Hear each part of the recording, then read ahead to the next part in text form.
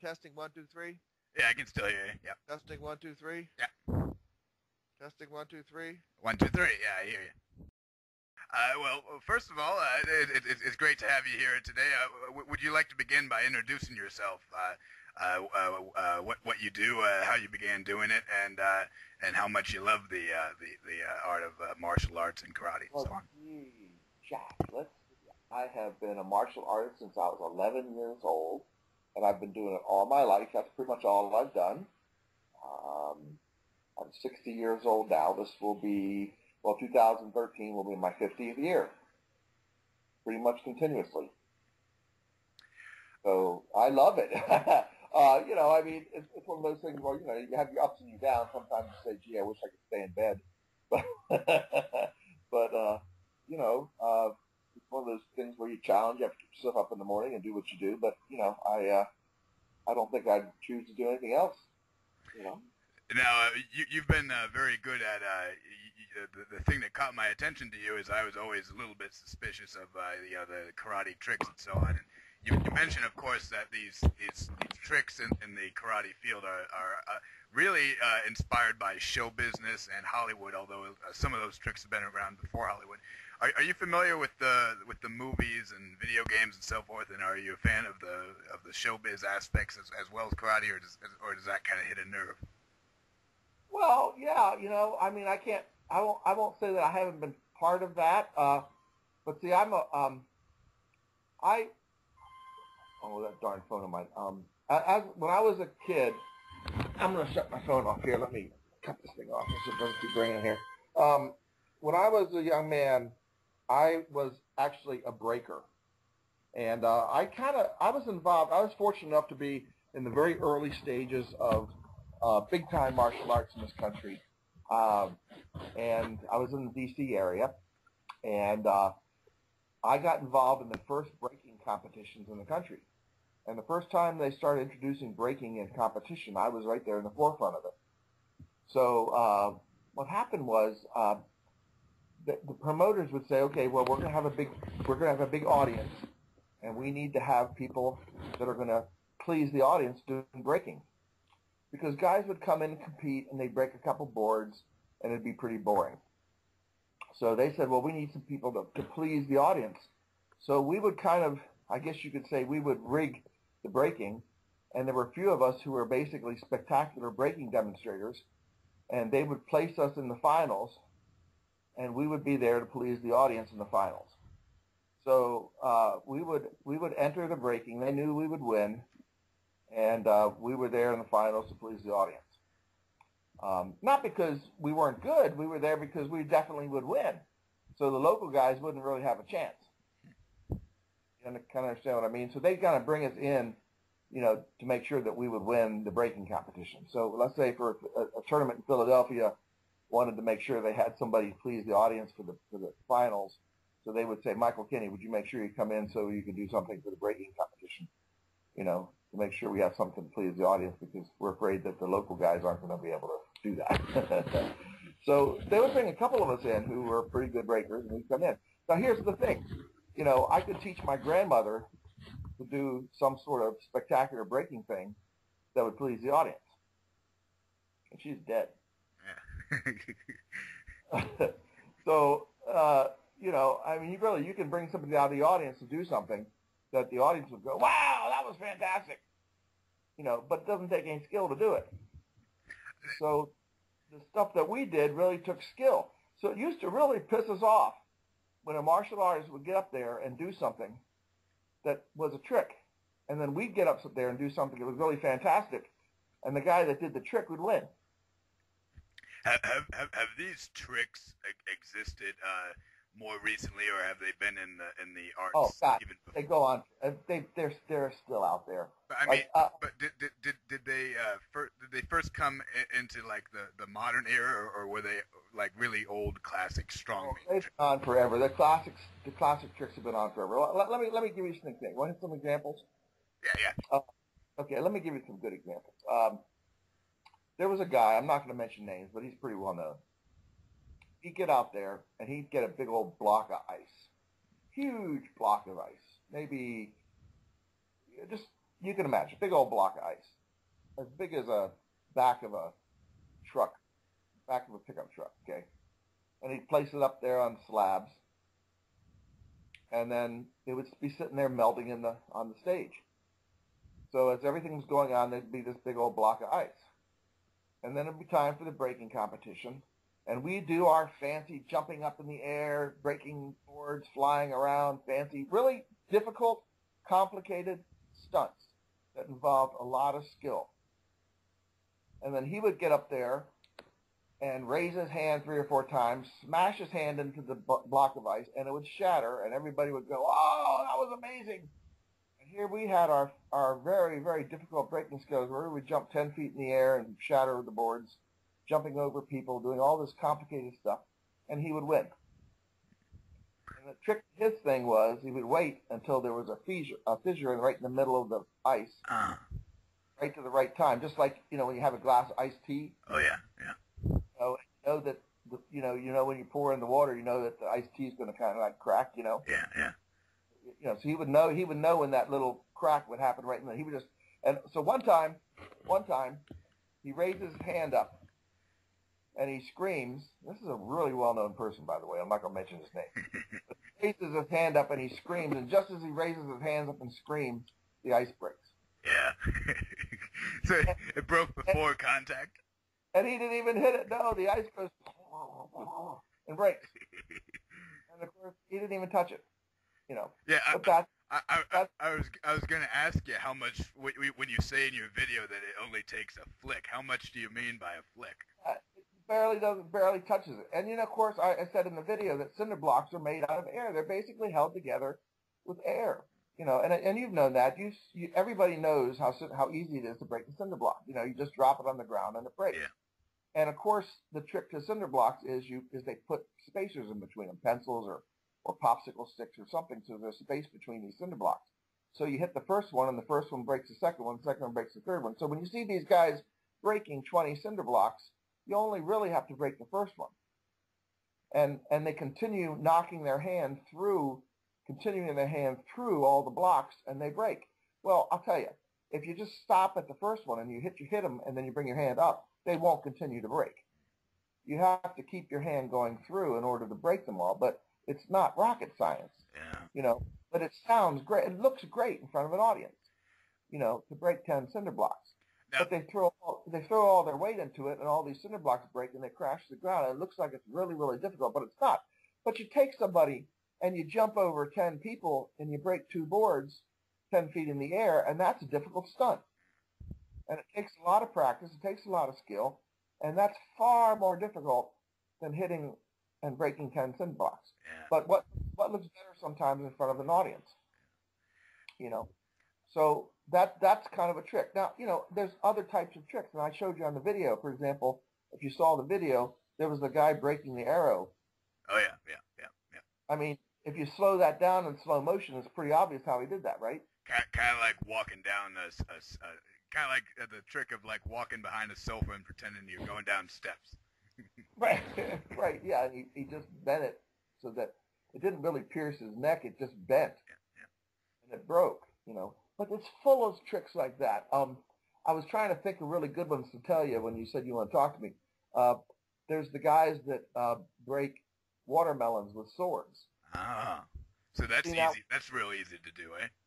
Yeah, well, see, like, for example, they'll put somebody, I can think of a million of these, okay, but, for example, they'll lay some poor, unsuspecting person down on the stage, and they'll put a blindfold on themselves, and they'll lay a watermelon or a melon or something on the guy's stomach, and then they'll come up and take a samurai sword, and they'll lay next to the guy, and they'll go chop, chop, chop, and break the watermelon, slice the watermelon in half 3 or 4 times, while this guy's lying on the stage, and you say, "Oh my God, he didn't chop the guy in half." Yeah, and that's all about control, basically. Yeah. Well, no, it's not really about control. It's about physics. Oh. Okay, because the watermelon has a thick rind, and the stomach is soft. So the sword is going to pierce through the thickness of the watermelon rind and stop at the softness of the stomach.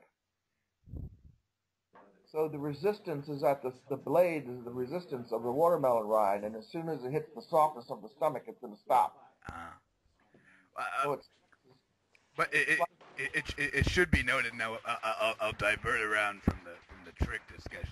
You're giving me some really good stuff here.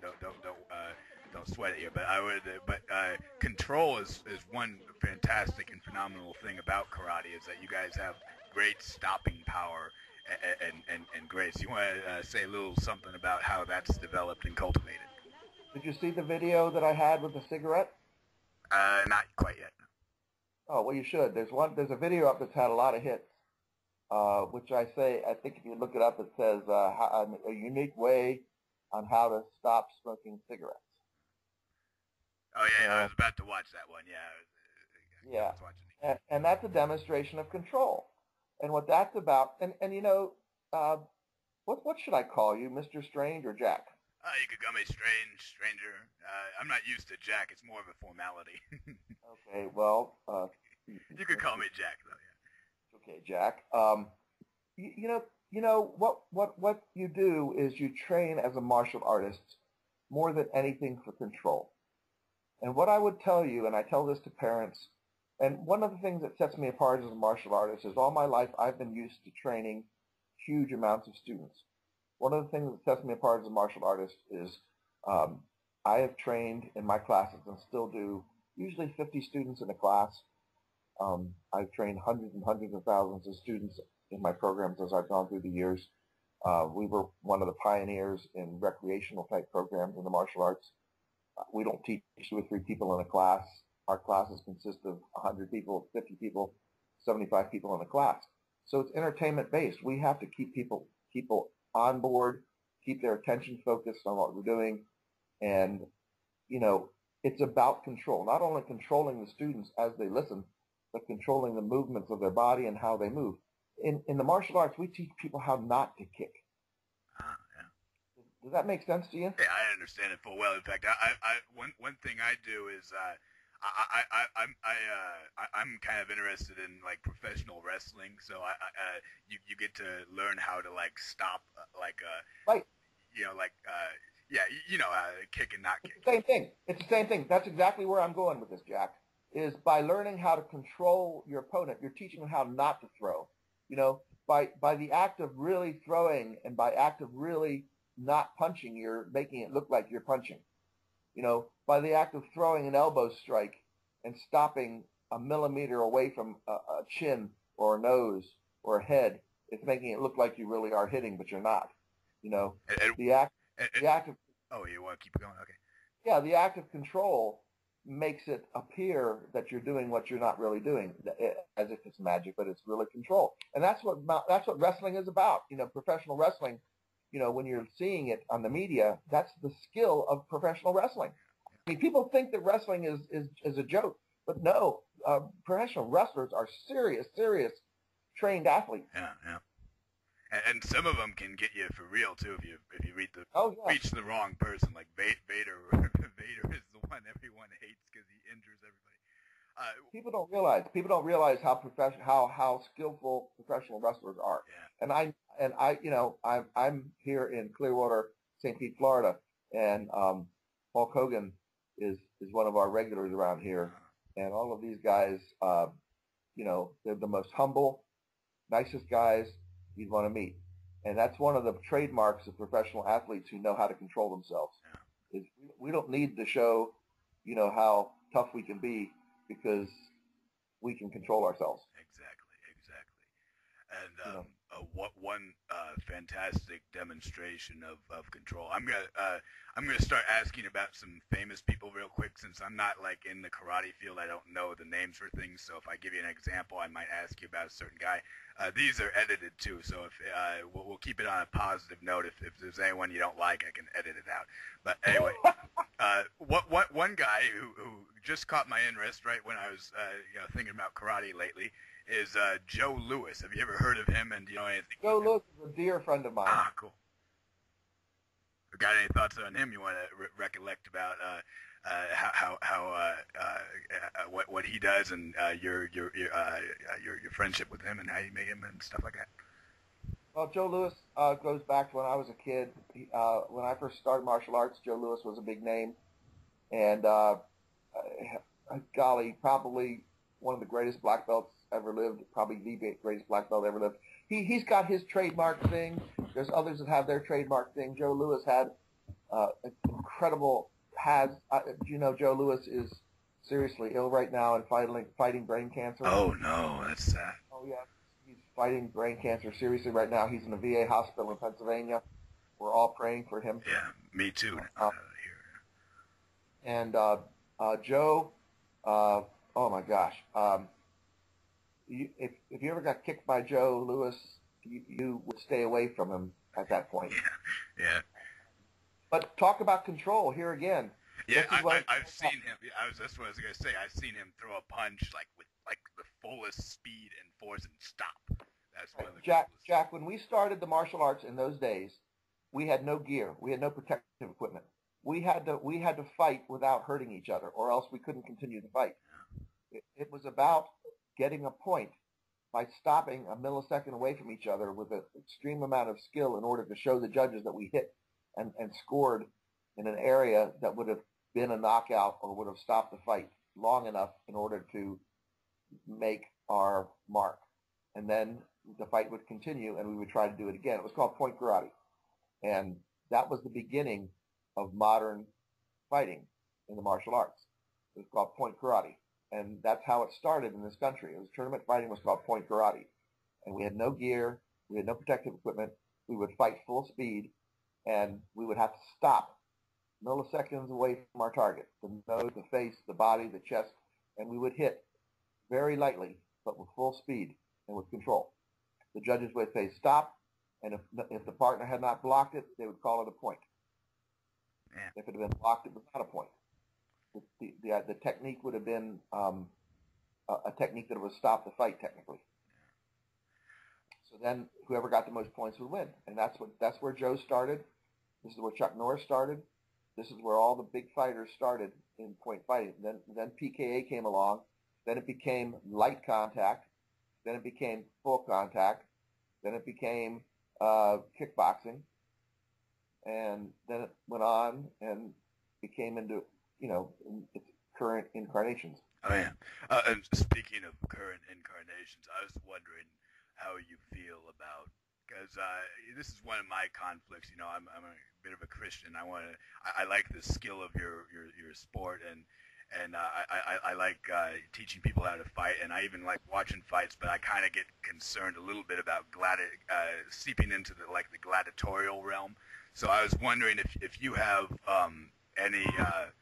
Do you have any thoughts on fights and is there any standard?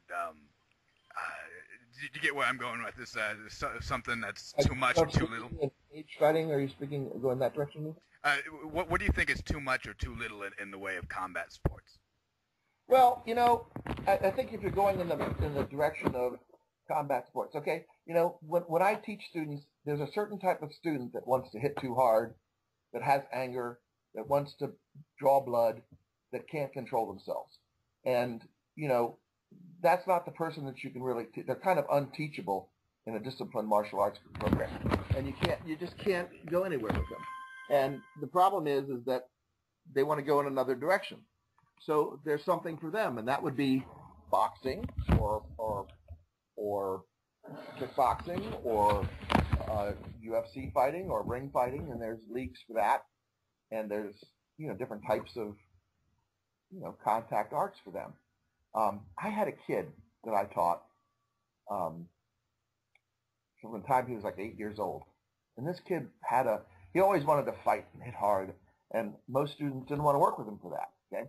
So as he became 18, 20, 21 years old, and this was a good kid. He was a state champion. He was a national champion in our NASCA fighting circuit. He was a great jiu-jitsu fighter. I also teach jiu-jitsu, and I did that all my life. And he was really, really good. And he decided that he wanted to fight in a cage-type environment, okay? So he wanted to fight cage fighting. So he's 21 years old. He decides he wants to do this. He gets into one of the state cage fighting tournaments, And he got a state championship in a total of 3 fights. So he did 3 professional fights. And you know how much ring time he spent? How much? About a minute and a half. So he won a state championship in a total of about 90 seconds in the ring. Wow. And you know why? Because he was so good. Yeah. He knew how to kick. He knew how to punch. He knew how to jiu-jitsu. He knew how to submit, fight. He knew how to do everything since he was 10 years old. He was so good at it that these guys that they threw at him didn't know anything. Yeah. So what happens is these people aren't trained. You know, people that do this generally are very untrained. Yeah. That's kind of one of the things lately is when I see this. It's typically good. It's a good form of strategy in life to just when you see a lot of people going one way, you might want to feel out the other direction, if you know what I mean. And when I see a lot of this MMA stuff, I'm kind of looking at it, and I can see, there's like I remember when Dan Severn was around in the UFC, and he's a real skilled Greco-Roman wrestler. But a lot of these other guys, they don't look good to me. It's kind of like. But you see a Roman wrestler, for example, and he's not a good kicker. Yeah. Or he's not a good boxer. And you see a good boxer, but he's not good at jiu-jitsu arts. Yeah. Or for somebody to be good at all of that, it takes a huge amount of training. Not just a week's worth of training, not just a month's worth of training, but years worth of training. Mm-hmm. But most of these guys who come in, they're bar fighters. Yeah. And they decide they want to be an MMA fighter. And here's the thing that really upsets me, is these guys open up schools, and they have no experience. And there used to be times, Jack, when a woman would come out and get a boom box and put together a mix of aerobic songs and teach aerobics and didn't know anything about aerobics. All of a sudden she was an aerobic instructor. Yeah. And everybody would come out with bad ankles and bad knees and bad backs, and she'd injure half her students. Yeah. And this is what's happening in these programs today. I get people coming into my karate classes, my martial arts classes, with braces on their wrists, bad knees, because they went to our local schools here, and they taught them MMA. Yeah. And they don't know anything about jiu-jitsu. They don't know anything about, and they say that they teach Brazilian jiu-jitsu. They don't even know what it is. Yeah. I mean, they don't even know what they're teaching. They just put it on the sign on their window to get people in the door. And, it's just a bad state of affairs right now because they use it to capitalize on what's popular. There was a day, Jack, this is really funny. When I first moved to St. Petersburg, martial arts was kind of in the cave when I first moved here. Because in Washington, D.C., I came here in 1980, and I had a big program in Washington. When I came here, it was just kind of starting over again. And I put out my flyers, and I said that I teach Korean karate. I didn't want to say Taekwondo. I just said Korean karate because I didn't teach Taekwondo. I taught Taekwondo, which is a Korean style. And I said I teach Jiu-Jitsu, and I teach Aikido, which is what I do. Well, there was a couple of schools around here, and they didn't know what to think of that. So immediately they put on their doors and their flyers that they teach Jiu-Jitsu and Aikido. Yeah. They didn't know it. They didn't know anything about it. They just had to put that on their sign. Yeah. Oh, hey. Were you finished with that point, or could I give you another question now? Are you there? Oh, yeah. Can I go ahead and move on here? I have some other stuff I want to get here. I'll just talk until you tell me to stop. Oh yeah. Good form. I'm kind of like that too. All right. With speaking of Aikido, that reminds me, of course, one of the most famous people who perform Aikido in the movies. I bet you know his name. You know his name? Yeah. Steven Seagal. Yeah, Steven Seagal here. I just wanted to see if you jump at it. Is he a proper representation of Aikido? Oh, he's really good. Yeah. He's really good. And you know what? Again, if you go into one of my, I kind of highlight some of his materials on my Facebook training page. I have a training page on Facebook, and I highlight some of his old video because he's a very good example of a really excellent trained Aikido student and master. He is very, very good.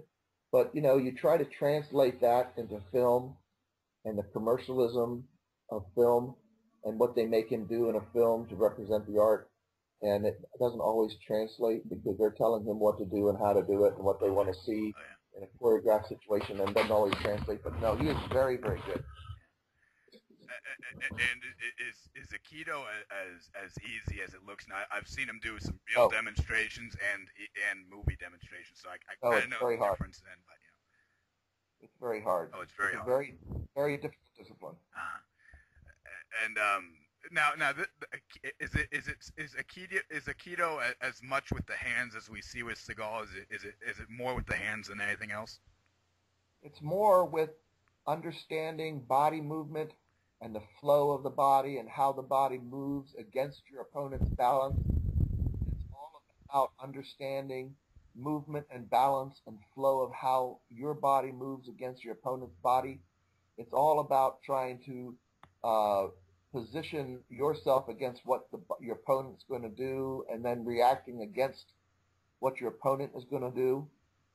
It's all about kind of a mental discipline. In a traditional sense, it's a very spiritual art as opposed to a commercial art. Most Aikido stylists shun commercialism. Yeah. And it's a very, that's why you don't see a lot of it out there. Oh, yeah. And you don't see people studying Aikido in the masses because it's hard. It's very hard training, and it's a lot of throwing and falling and rolling, and it's boring as heck to learn. And there's a lot of bowing and a lot of philosophy involved. Yeah. And unless you're really willing to submit yourself to that, it's very hard to stick with it. And I'm not knocking it at all because I love the art. Oh, yeah. I'm a practitioner, and I'm just speaking to you the truth about it. That's why a lot of people don't do it. Yeah. It's kind of like telling people if you want to look like have like the greatest looking body in the world, you're gonna have to kind of give up pizza or something. Right. It's not a bodybuilder's art. It's a spiritual art. It's a thinker's art. Yeah. It really is. It's a thinking man's art. And people the people that study, it's kind of like a nerd's art. Yeah. But speaking of what was I gonna say? Speaking of but before I forget here, I'll try to come back to my other question in a moment. But I was wondering. Now we were talking about overuse of force. Since you also teach people how to kick and not kick, does that ever confuse people when they get into like real fights and then they're like might go light on their opponent by accident? Let me explain that because I don't think you quite understand. When I say we teach people how not to kick, I'm being philosophical with that, Jack. Yeah, I know that. But I'm talking about like the control power of going so far and then did I misunderstand that completely? Because I was I misunderstood that completely. Okay. That was a philosophical thing. Okay. So let's look at it from. I'll say it again from a philosophical standpoint. We teach people how not to fight. Oh yeah. Teach people how not to kick. And when we do kick, we teach people how to walk into our kicks rather than just to hit them with a kick. You understand? Yeah. Rather than me outright standing there and kicking you, Jack, I'm gonna blitz you into walking into my kick. Oh, okay. All right. Yeah. That sounds. That was one of the things I was thinking of. All right. I like Joe Louis. You mentioned Joe Louis. Yeah. Joe Louis would outright just smash his kick into you. Joe Louis would just outright smash you with a punch and just outright smash you with a kick and then hit you 15 times before you knew it. Yeah. In our style, for example, it would be the other way around. It would be, if you want to punch me, go ahead, and then I'm going to punch you while you're trying to hit me. Yeah. So that's the difference. That's the difference in the different types of styles. Japanese styles, for example, tend to be more aggressive and harder styles where, you're really punching hard, and when they attack you, they're really attacking you. My style would be more of a style where we're reacting to your attack and getting you on the defense as opposed to being more offensive. I was more of an offensive fighter than a defensive fighter. Yeah. Yeah. See here. Man, I had a really good question. I forgot it, so I'm just gonna keep on moving on. I'll throw out some more famous names for you, and then hopefully I'll return to my question. What do you think of Jean-Claude Van Damme? Oh gosh, great martial artist. Again, excellent control, wonderful flexibility, wonderful control. Again, I have some videos out there about control.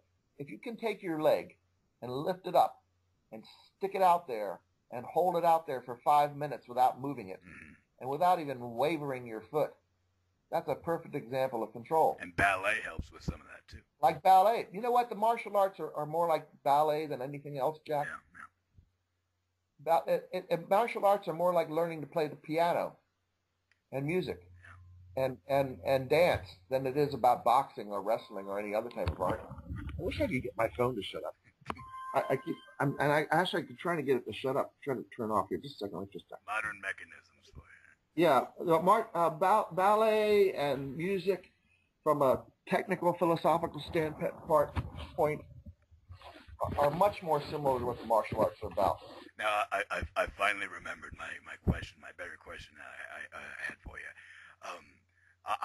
I always have faith in I respect people of all ages, but some people kind of get over cocky in their youth, and they kind of think that old guys are done and finished and so on.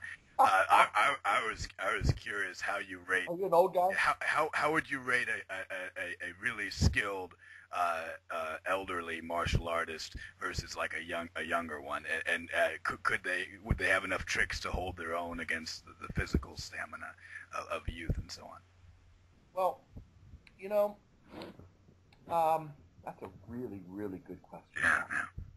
That's a really good question. It was question. Inspired because one of my favorite comics is when you ever see that comic where Batman is getting older. It's the Frank Miller one, and Batman is like breaking, like in every part of him he's falling apart, and that he still pulls in enough to teach the lesson to these like mutant gang members. Anyway, I'll let you answer. Sorry for the diversion. It's like Yoda. Yeah. Yoda too. Yeah. I'll tell you what. Let me answer it this way. I'm 60 years old. I have a school with all these young, tough guys in it. Yeah. None of them want to come near me.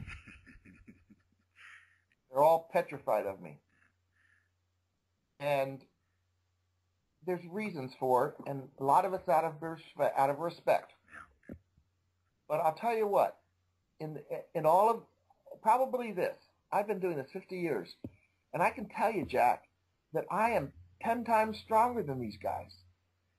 And it's not because I've worked out, but it's somehow, over all these years, I've internally learned how to be stronger and smarter and how to do what I've done 10 times better because I've done it for so long.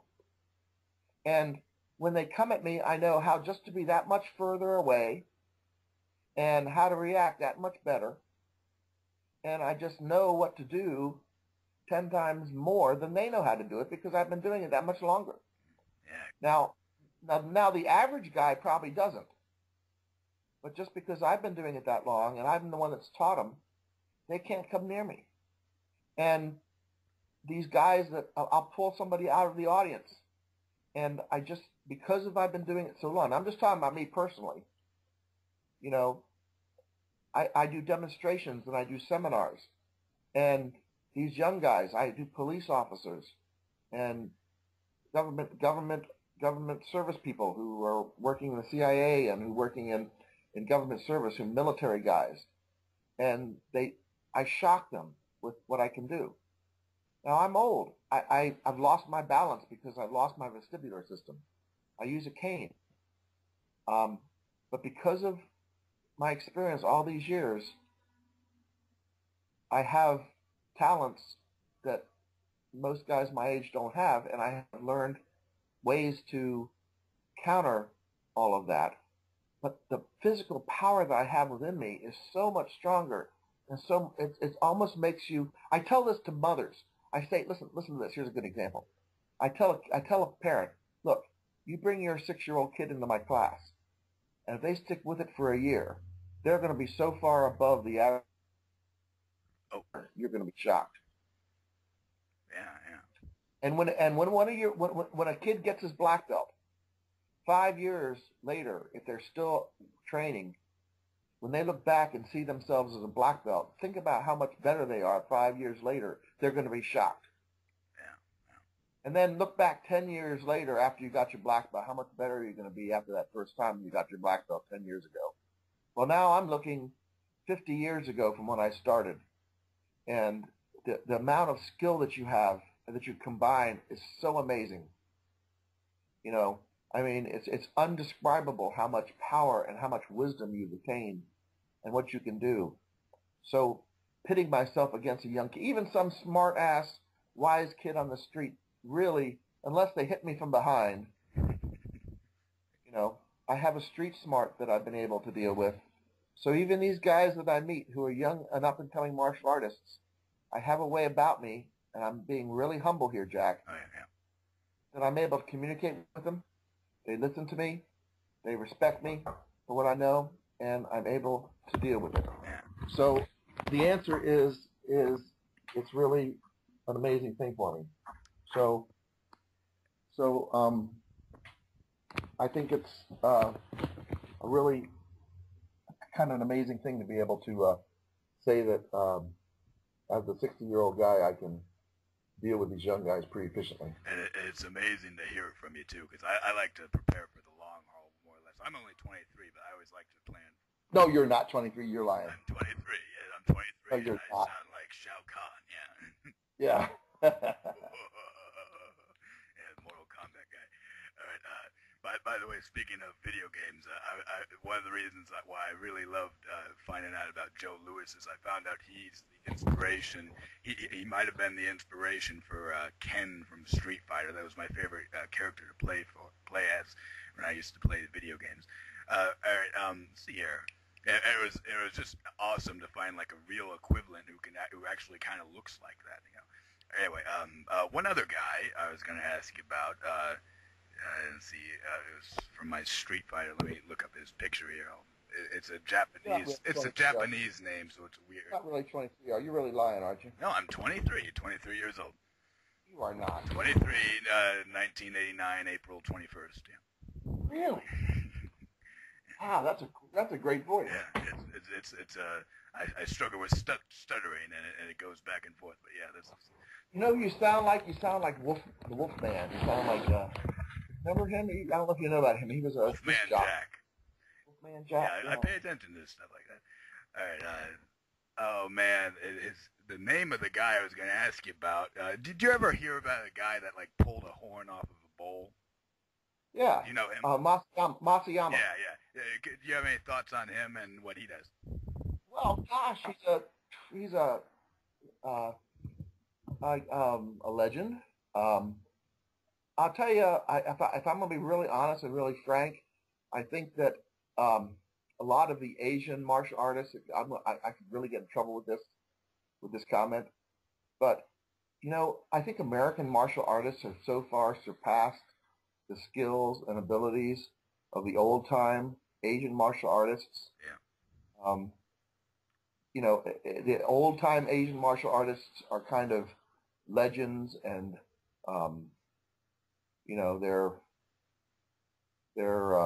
superheroes, and they're well, a good example I could say to back up that point. By the way, this is edited, so if you ever want anything cut out, I can cut it out. But anyway. Well, but I know that's okay. I'm not trying to. But it's just that I think that they're. I think that. Can I say this real quick here? One thing to back up your point there is, like we were talking with Joe Louis, he in addition to karate and so forth, he also. I think he said he's very fond of wrestling and boxing, and he weaves those things very well. And a lot of people say that they weave it together. A lot of people pretend that they do it, but he actually does it. And he is a boxer. He's a trained boxer. He trained with some of the great boxers in boxing history. And are you still there? Oh yeah. I'm trying to think of who. Dempsey. He said he was with Dempsey. I'm just trying to think because we were talking and I have a text message that we were using that I saved of some of the guys he was training with. We were talking a couple months ago, and he was telling me some of the people he trained with, because my grandfather lived next door to one of the guys that he trained with in Flint, Michigan. Oh, yeah. So we were having this conversation about him, and he was a trainer. Actually, he was an actual boxing trainer, and it wasn't necessarily a boxer, but the name is escaping me right now. But we had a conversation about this. You don't know, but Joe Louis seriously was trained in boxing before he was actually a martial artist. So yeah, that's true. But Masayama is a legend, and I think that a lot of the old-time Japanese and Okinawan martial artists have a lot more history as that's legend as and not as much skill as there is stories about how great they were. It's not really founded on their skill as much as there is stories behind them. Do you think? You know. Do you think that horn thing was legitimate, or do you think? Oh, I've seen film footage of it. Well, sometimes that stuff can be tricked, but I was curious if you have. I just don't think it.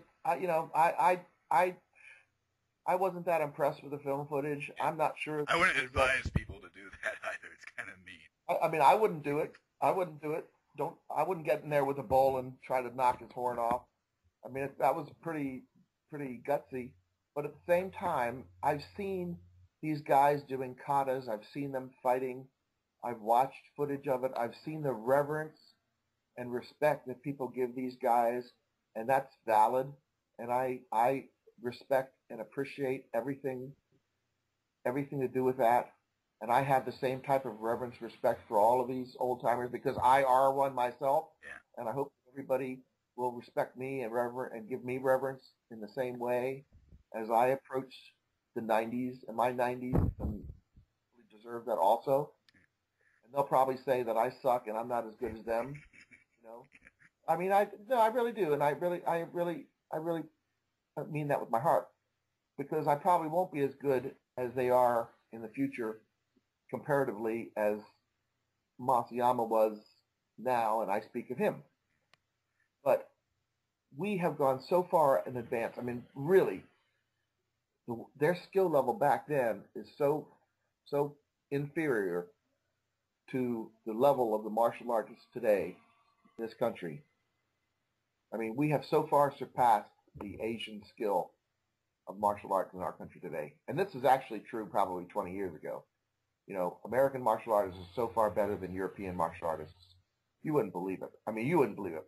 I mean, Jack, I've been there. You should see how bad European martial artists are. Yeah, they don't quite have the culture. Now, this is one of the good things about movies. Don't get me in trouble here, but I'll tell you what. German martial artists, Ukrainian martial artists. Oh my God, I've seen some guys from Iceland and Nordic guys from Switzerland and Sweden. I mean, these guys are. Now, I'm not saying all of them, but they don't have a true understanding of what other martial artists are like in other parts of the world. And all they have to go by is their own countrymen. You know? Yeah. We'll keep moving on here. And by the way, whenever your time runs out, just let me know and we'll. I'm fine. I'm fine. We're doing good. Okay. Yeah. Good. How about talking a little bit about Chuck Norris and Bruce Lee? I guess while we're here, getting that time area. Okay. Got any words on them? Well, Chuck Norris studied the same exact martial arts that I did. Chuck Norris studied Tang Soo Do from the same instructor that I studied from. My instructor was named Ki Wang Kim. Ki Wang Kim has a deep, rich history. He was the first Korean that brought a martial art into this country. He came over here in the late 50s from Korea. He landed in California, and Chuck Norris studied Tang Soo Do from Mr. Kim, as I did. So we studied exactly the same style from exactly the same instructor. Chuck Norris was an incredible fighter. He was a fighter and a world champion fighter before he ever became an actor. He was tapped into acting because of his martial arts background as being a champion fighter, world champion fighter, and a wonderful, humble guy. I know him, but not very well. It's hard to know Chuck Norris. Oh yeah, yeah, yeah. You have to be in a very close circle to know him. We've met several times. He knows that I know Mr. Kim. He knows me because of that circle. But wow, it's really hard to get to know Chuck Norris. On the Bruce Lee then. Well, Bruce Lee again. I've met Bruce Lee several times. Ah. Again, he's dead. So everybody can say they know Bruce Lee, and there's no way to validate it. But I met him a few times. Again, quiet, gentle, humble guy. And again, I mean, what can you say about Bruce Lee? I mean, trend-setting, wonderful skill. Oh my God, these are guys who set the standards for the martial arts today. But Chuck Norris is known more for being a TV guy, and people don't realize what a great martial artist he was. Yeah. They see what they saw on TV. They saw what was choreographed by television choreographers and not on his real skill, because he had real skill. And another thing about, Bruce Lee, again, probably could get myself in trouble with this, but a lot of what people saw from Bruce Lee was manipulated by film. Oh, yeah. And was sped up on film. That's one thing I was going to ask you, but I didn't want to show any disrespect. Is he overrated a bit? I'm not gonna dare go into that because that's sort of a hard word. I mean, he's really, really, really good, but I mean, he's really good. There's a lot of really good martial arts out there. What he did was he brought martial arts into the film industry, and he made martial arts popular through film. And he brought the Asian films into this country. Here's a really interesting thing, Jack. I have a student named John Krang. This is a little kid who came into my classes in Silver Spring, Maryland. As a young boy, he was 9, 10, 11 years old. I let him come into my classes. He didn't have any money. I said, hey, look, I'll let you take my classes. John Krang has become one of the world's foremost experts on Bruce Lee. He's made a documentary about Bruce Lee's life. He's in California. He's a very popular film choreographer. He's written a book that's a textbook that's used in all the film schools today about fight choreography. He's done a bunch of films with Steven Seagal and with Jean-Claude Van Damme and all the Jet Li. He's worked with all these guys in fight choreography, and he's very well known. And he is one of the foremost Bruce Lee experts today. And he's my student. I'm real proud of him. And he, it's just really hard to talk about Bruce Lee without, again, being reverent about him and what he did, because he brought it all to the forefront. So if you just drop the part about how good he was and just leave it at the fact that he just made this huge impact on what martial arts is for everybody, that's enough. I think, here's what I think the problem is with Bruce Lee. Is he has a style that he created, and everybody says that they know how to do his style. And this is one of the things Joe Louis says about that. Is Joe Louis studied with Bruce Lee, and one of the things that upsets Joe Louis and me and a lot of good martial artists is next thing you know, there's 50,000 guys out there saying that they studied with Bruce Lee and that they teach Bruce Lee's style of martial arts. Yeah. When they never did. It's easy to say you did, but they never did. Guess what? One guy I was going to ask you about, and this might be a bad guy, so we might cut this out if it brings up bad feelings. Have you ever heard of Frank Dukes, the guy who had inspired the Bloodsport film? Mr. Sunglasses. What? Mr. Sunglasses. Mr. Sunglasses, you say? Yeah, he always wears these really dark sunglasses. Now, do you have any thoughts on him about his thing that he says about the secret fight tournament and all that blood sport and so on, and his CIA work and his Yeah, he's quite a fella, isn't he? Yeah. Why don't I turn the tables on you? What do you think about him? Well, I know him. I'm real interested in it. I would love it if it was true, but yeah, I it don't presses know. you. I don't really. I don't. You know. I know him. Um, uh, I think that uh, you're trying to get me in trouble. Well, like I said, you can cut it. I can cut this if you want.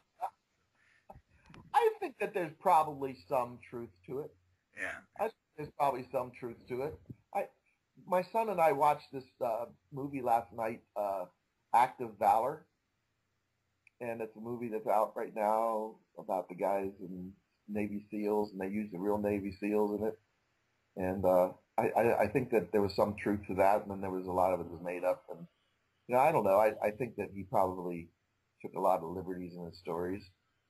I don't really believe it's all true, but there might be a little bit to it. He's quite a storyteller. Yeah, we can always believe. Well, if you've met him a few times and you know him personally, anything you want to recollect of him, at least as far as how he's treated you and how you've. I've just sat and listened to him talk a lot because it's really hard to interject anything when he's sitting around talking. Oh, yeah. And I just, he's one of those guys where you sit and you smile and listen and nod. You know. That's fair enough then. Moving on here. I got another. There's certain types of people when you listen to them and you talk, you don't want to like challenge what they say because you know what I mean. It's like how do you challenge something that they say when you don't really know if they're being truthful or not? Yeah. And there's certain people. I mean, when you don't know if it's true or not, you can't say it's not true. I mean, I've caught people lying before because I knew that they weren't being honest. You catch them in their lies. I can't say that he's not being honest, but let's just say that it really sounds implausible. All right, yeah. Now, furthering on here, I got a better question for you.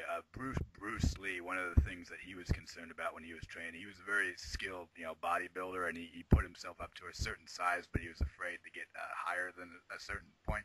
And Schwarzenegger greatly admires a lot of you karate guys, but he never wanted to do karate because he thinks it would be awkward for him with his size and so on. So what do you think of bigger people doing karate? And do you think this is just paranoia on their part, or do you think it's a legitimate concern? No, I don't think so. I think that that when you have the type of bulk that Schwarzenegger has, and I train people that have a lot of bulk, that the flexibility is very difficult. But no, I've discovered that guys that have a lot of bulk and that have trained with free weights and have a lot of muscle have a lot of difficulty because they're very tense when they move. Yeah. And it's very difficult for them to move away from the tenseness of their body and try to relax their body with their movements. So it's a much more of a challenge for them to reverse the tenseness of their body and move it into a more relaxed state when they make their movements. We also kind of prefer to be tense. I'm a bit of I kind of do a little in that field, and we kind of like the tension because that's how we build. Is we like the tension. Yeah, and you know what? Here's a really cool thing about it too, Jack, is that this is kind of the thing is that you want to have a balance between both, because one of my students and one of my greatest friends is a guy named Steve Eisman, and he's my age, actually he's 64, and he holds like six records in powerlifting. And I've got some of his videos posted on my site. And he's with Homeland Security right now, and he's one of the high-level guys with Homeland Security. And he holds all these records with powerlifting, and he's a really great martial artist. And his style is a hard style. So, that's the whole point of it, is that the tension is controlled with breathing and movement, and you find that balance between being relaxed and controlling the body movement along with the tension, and you find how to control your body and control that tension and find that ability to be able to pull that tension back so it's not unbridled. Oh, hey, I got a chicken I got to check real quick. Do you mind if I pause you a moment? I'm real sorry. I put it Check your chicken. Yeah, okay. I guess we had just finished up with a question, so I'll keep moving again, moving along here. Yeah, thanks, dude. That was a interesting question. You know, he's a really good conversationalist. I mean, he's a real interesting person to tell stories. Oh yeah. And but by the way, I'll probably keep you for another hour, and then I'll give you some rest and let you be on your way there. But as long as you're able to be here for an hour. So, all right. Okay. Try to get. I had another question, but I'll just ask you about another famous guy before I get my other question in here. How do you feel about? Well, the one thing I wanted to point out is that one big guy who did a really good job, who was apparently doing really good in his belts, is Dolph Lundgren. Apparently went into the martial arts field. I never really see him do martial arts in the movies as much. Are you familiar with Lundgren and know anything about what he's been able to do? I think that I don't think that he left the martial arts because he had to. I think he just kind of faded away because he lost interest. I don't think it was I don't think he did it because he wasn't doing well. I think if I remember correctly, he got. I think that he just fell out of it because he. Oh, did he fall out of it actually? Yeah, I don't think it was because he wasn't doing well. I don't really know him very well. What I heard was that, and I can't remember who his girlfriend was or what happened. I don't think he needs to be in martial arts anymore. I may be wrong on that, but I think that he just kind of fell into a relationship and situation where it's not something he needs to do anymore. Now I don't remember correctly, but he was very good. Oh, yeah. He was a very good martial artist. Let's see here. Speaking of Bruce Lee, there was you probably know about all the little conspiracy rumors about his death and so on, and they're probably wrong. You know, I don't think he was bumped off. But is there actually like an underground sinister area of people that go? I mean, is this just completely fabricated, or is there actually an underground of evil martial arts mafia kind of guys? I don't know. I think that there's we have some weirdos in the martial arts. I mean, there are some real weirdos out there. There were some real strange guys when I was growing up in the martial arts, but they've kind of faded away. I don't know who the weirdos are in this generation, but we had some really strange guys. And when I was young, we had a guy named Count Dante. And when I was a kid, we used to have these comic books, and he used to advertise in the back of comic books. And he would sell little books about 10 ways to kill somebody with your finger. I'd be like 25 cents, and you'd send them $1 or something. And yeah. I remember sending away for it, and it came, and it would be like a little xeriographed, Would all of those be completely fictitious? I know there's a way that you can kind of put a finger on the jugular and stop the blood to the brain if you hold it on there. Oh yeah, there's definitely. Yeah, we have a guy named George Dillman, who is pretty much the standard for the controversy as to whether there's chi in the martial arts on how you can stop somebody by giving them a links and stop their heart from pumping, and how you can knock them out without touching them.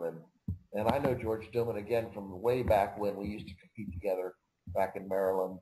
And he's a friend of mine. And I haven't actually talked to him for years. And we did some seminars together.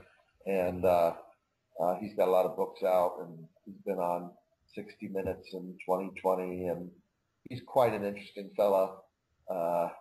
But there's a lot of controversy about him. And I have another video out, which has had like 500,000 hits, actually, where we kind of poked fun at him a little bit. But that's kind of a touchy subject about, whether or not you can really do that. But there are pressure point movements, and there are movements where you can hit meridians, which are pressure points and nerves that can cause trauma to stop the heart from or cause erratic heartbeats and you know. I sort of only brought that up since you mentioned it. I didn't want to. Is that kind of a thing that you probably get on a regular basis from a certain kind of people asking you how to kill someone with one finger and stuff? There's ways of holding people down and ways of, keeping people at bay by touching them and holding them in certain positions. And, I can hold you down with one finger if I want to, but, it's not that easy to get you to that point. You're like you said, you're probably a big, strong, muscular guy. And well, I'm kind of out of shape right now. I used to be pretty good though. But yes, there are ways to submit and make the person get them under your control and hold you down and get you into a point of submission with pressure points. But no, I don't. I would think it's very hard to kill somebody by touching them, and I don't hold a lot of credence to that. But that's an argumentable point, and there are people who say that they can knock you out by looking at you or by making you go boo. And George Dillman is the person that is our martial arts expert in that area. And there are a lot of people that follow him and believe him and are his, swear by what he says. And I know him and I like him. I'm not sure that I totally agree with everything he says, but I like him. Do a lot of you martial arts guys like to stick out for each other, or is this just more? I mean, of course, you've been pretty out in the open with me, but I mean, could you describe the respect or lack thereof, depending on which is true, of how much camaraderie is there in the karate business? How often do you guys stick out for each other and keep? Well, you were talking about wrestling, Jack. Most of the wrestlers that I knew, they were all friends, and they'd get out there. I mean, we followed the circuit, and we'd go around and we'd fight each other, and we were all friends. And afterwards, we'd go out and talk and hang out and go to a bar and drink and talk and. And wrestlers were the same way. They were pretty much all friends. Every once in a while, you wouldn't get along with each other. But it's the same way in the martial arts. We're all friends. And if we had a disagreement with each other, we'd talk it out or we'd yell it out or we'd get it over with, and then we're friends again. And, even if the people that don't agree with you about certain things, you still have the right to disagree and, but you're still friends. I mean, I respect, people, when you study an art and you and devote your life to it, it's hard not to be respectful of them. I'll say that in my area here in St. Pete, where I train and where I teach, there's a lot of schools. There's not a lot, but there's quite a few schools here. And I can't honestly say that there's any that I would say go take your kids to their school or go train at their school, because they're kids that teach them. There's not really very many good schools here anymore. There used to be, and I used to be able to say, hey, here's a good martial artist over here. I like this guy. He's pretty good. But not anymore. And if there was a good school, I'd say, hey, this guy's really good. Go see him. And I'll tell you when there's a good martial artist, and I'll respect him. But, if they're good, I'll tell you. If they're not good, I probably won't tell you. I don't like to say bad things about people. I'd rather keep my mouth shut if I didn't think they were, Oh, yeah. Okay. To be honest, I'm kind of running out of questions, but I'm gonna keep trying to press on with anything that flicks my brain, because I just love talking to you here. Well, to get back into the Hollywood aspect and ask about movies, is there any movie that would be your favorite? And is there any movie that that you would think would be the best representative of martial arts that you have ever seen, or would that be two separate movies? Give me your thoughts on what would be your favorite karate film, and if that would be a good representation of the art, or if you'd have to want a different film that would be a better representation. Well, that's a really good question. There was a movie a while back. Gosh, has to go back to the mid-70s, and it was an independent movie, and my memory doesn't serve me well about names and everything, but it was called Iron and Silk. Iron and Silk. It's still out there. You get a chance to see it. It's very philosophical. It's about an American who went to China and started to study the martial arts. He studied Wushu, which is a Chinese martial art. And it was about the prejudices that he felt and that he was subjected to because he was American trying to study the martial arts in China. And it's a wonderful film about the martial arts. It's not about violence. It's not about chopping heads off or there's no blood. It's just about an American struggle to learn the martial arts in China. And it's a wonderful, wonderful film. One of my favorites. It's called Iron and Silk. And I would recommend that to people who are really, really seriously interested in the martial arts. All right.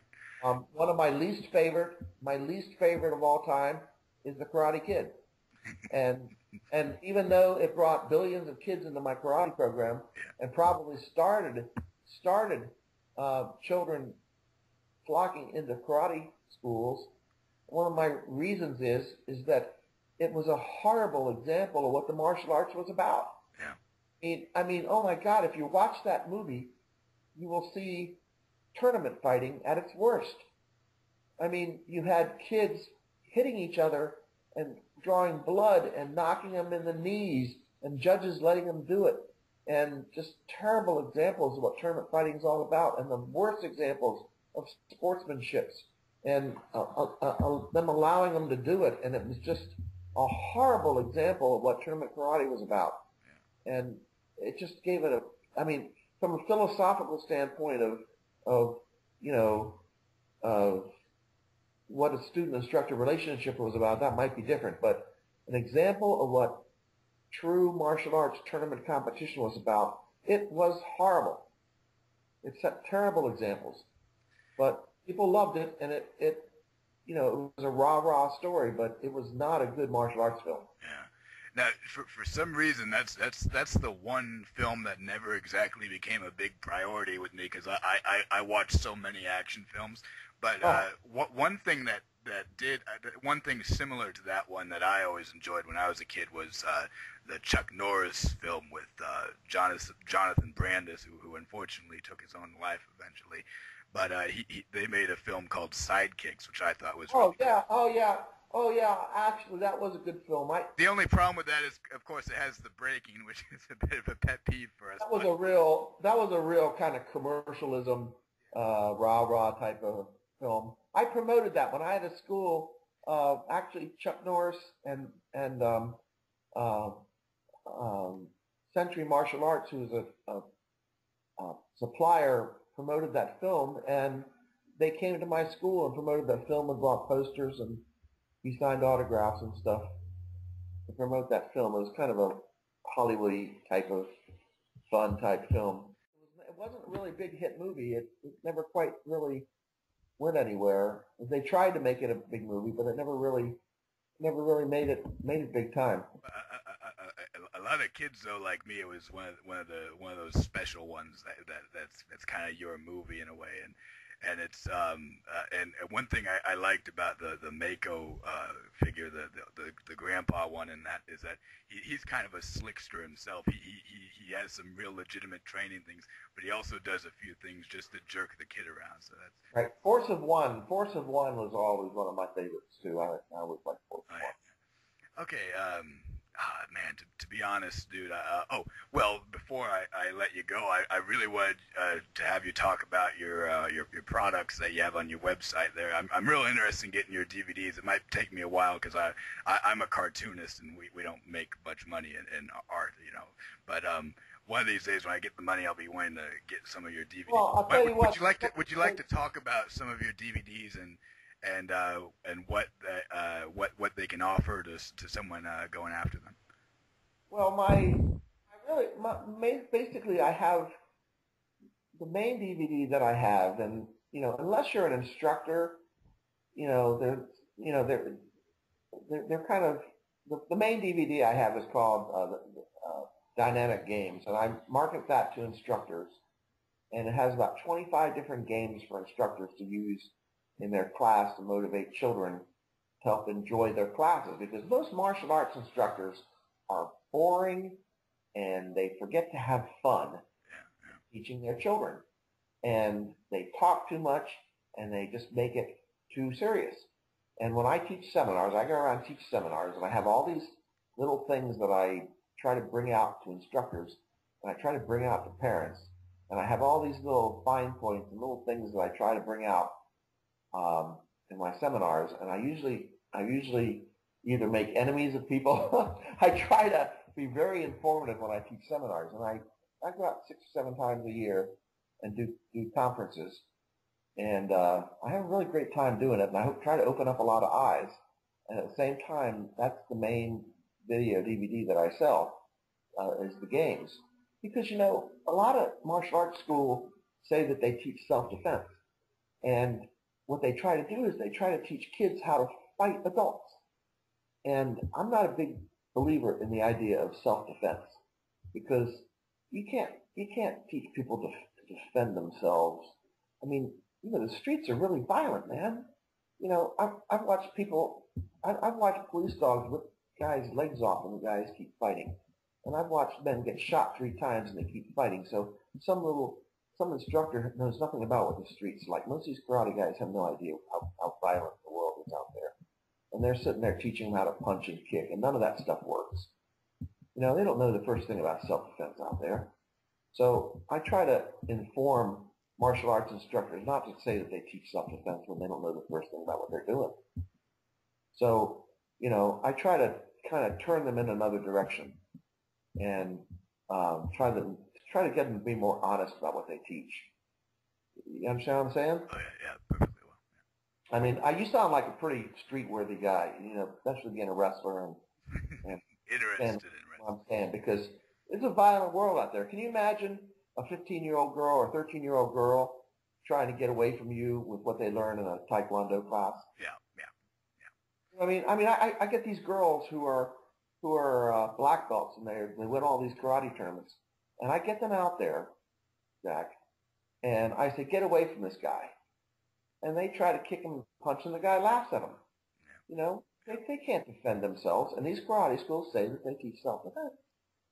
So, you know, I try to make people realize that you don't fight. You try to get away. So I try to teach people how to escape and get away from people rather than try to fight and try to defend yourself. And, you know, so I have one video called The Art of Escape, which basically focuses on how to get away from somebody rather than how to fight, how to defend yourself by kicking and punching and hitting with elbows and doing all that stupid stuff that doesn't work. And then I have my games, which is how to teach kids how to have fun and enjoy karate rather than try to internalize it too much and make it too serious. And then I had a TV show on Time Warner Vision Cable, and I put together 2 DVDs, which has a lot of its segments, including some interviews with some martial arts celebrities and a lot of really fun little clips. I have a DVD set that I put together for that, and I have a couple others. So, you know, I put all that stuff together, and I'll be happy to send that to you if you'd like. So email me your address, and I'll put it all together and send it to you. I'll send you something too. I could when my book isn't really finished yet, but I have a little cartoon book. I'm getting out there. I got see here. I work in the history field, and I also do a little entertainment. One thing that's definitely going to be out pretty soon is I got like a little book on Custer and the Indian Wars and Civil Wars. Well, yeah, if you're interested in the Civil War or Indian Wars, that would be a good one I could send you. Well, I've got 2 books that are in progress, and it's just such a pain in the ass to try to write books. I swear to God, because I could have probably finished them 5 times over, but I can't ever decide how to finish them or what I mean, I keep putting stuff in, and I can't decide where I'm going to end them. And writing is pretty easy for me, but the big I just can't. I have the subject matter. I have them all set up. I have the titles. I have everything pretty much in place, but I keep wanting to add stuff. Yeah, and I can't. You know, it's like I don't want to finish it. You know, it's like I keep wanting to add more to both of them. So it's like I have them. I could probably finish them, but I just don't feel like I want to completely stop. You know what I mean? That's like I just should say, okay, I'm done, and try to finish them. But anyway, Yeah, I understand fully, man. yeah. So you know, and the video thing is it's really fun because I basically market them at my seminars. I usually give them as a package. And then I have videos that I give my students in class to help them along with their instruction in class and stuff like that. So that's only really relates to the students in class. But I don't do like cheap little, you know, home video stuff. I try to make it more professional. Oh, yeah. You know, I do, however, make cheap home video stuff. everybody tries. You know, I mean, so. I see the home video stuff all the time, so I've tried to have have it done a little bit more professionally. And if you go to my video channel on YouTube, you'll see that there's a lot of that stuff put on there, which is generally in most cases, there's stuff that I actually took off the TV show or produced that's a little bit more professional. And I'm trying to do a, some segments, and I've actually produced a professional opening, and I just got it actually. So I'm going to start putting some stuff up that has actually a professional opening, and put some segments in and see what happens with that. So I got a couple little things up my sleeve. But by the way, one thing I do with these kind of interviews I put on YouTube, since I'm a cartoonist, I like to draw a portrait of the person I'm interviewing. Cool. That'd be great. That'd be great. I just had a guy named Manny Fernandez just did a portrait of me for Legends of Boxing magazine, which is like really cool. I don't know if you've seen it yet. That name sounds familiar. Is he someone? Is he someone? Yeah, he does portraits for Legends of Boxing magazine, and he does all these. Really, I'm so honored to have him done my portrait. But if you go onto Facebook, he's got. If you go into his albums, it's amazing stuff he's done. Okay, then I think I finally ran out of questions, and so I think I'll finally let you go and say farewell and God bless. And well, thank you so much, man. I appreciate talking to you. It's always fun to talk to somebody. Yeah. You know, it's nice to talk to people. You've been really interesting. Yeah. And I like your funny little cartoon of yourself. Is that what you really look like, Jack? Back when I was at my best, that was about what I looked like. I have very obscure ways of training. It's not something I can really promote to other people because it's very grueling and very peculiar. But yeah, it's something I do. I keep myself in good shape. Yeah. But nowadays I'm a little pudgier because I just spent like 1 or 2 years drawing, sitting down to make like I've drawn Custer like 200 times. I've drawn everyone affiliated with Custer at least once or twice, which means like I have thousands and thousands of drawings on my computer, Sitting Bull and all the Civil War officers, and also my little comic book superhero Captain Kill and all this other stuff. And so I've been drawing so much that I sort of fell out of shape, but I'm getting back to the stuff now that more things are being completed, so I don't have to sit down as much. So yeah. So you're a history buff. A big history buff, yeah. Very fascinating that field. What was I? I didn't know what else to say. Yeah, just history buff and other stuff. You really are kidding me that you're, how old you say you are? 23. Yeah.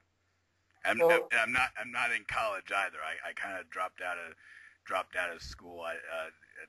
The thing with me is, first of all, you know, there's a ton of issues with that, but you know, the foremost reason is that ever since I was a little kid, I always kind of I never thought like I was getting what I wanted to, especially out of history. You know, the best history that is taught.